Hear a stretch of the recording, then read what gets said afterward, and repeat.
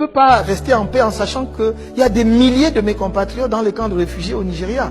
Donc ce sera une priorité et une urgence nationale pour moi. Donc une fois que je suis allé essuyer les larmes de mes compatriotes, parce que l'État dégagera les moyens pour les aider à reconstruire leur village et à démarrer de nouvelles activités. Ça, j'en prends l'engagement. Parce que l'État veillera à ce que les établissements scolaires qui ont été brûlés et les centres de santé soient reconstruits pour que les enfants reprennent les chemins de l'école. Après cette étape, je vais convoquer le dialogue national.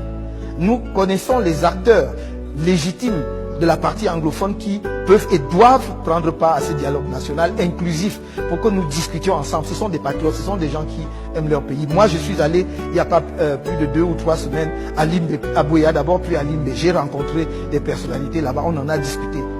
Croyez-moi franchement, ce ne sont pas des sécessionnistes.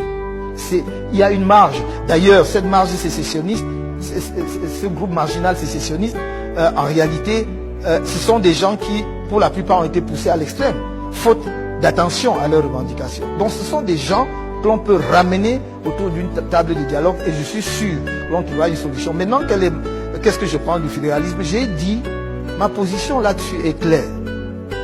Je voudrais une large autonomie pour toutes les régions du Cameroun, avec un statut spécial ou des compétences spéciales pour les régions du nord-ouest et du sud-ouest.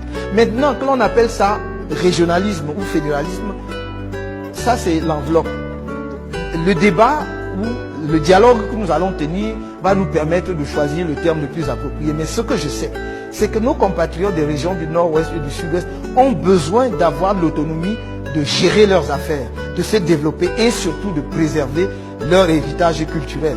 L'héritage culturel qu'ils ont eu, comme nous les francophones, de la présence anglaise dans leur territoire, enfin dans leur région pendant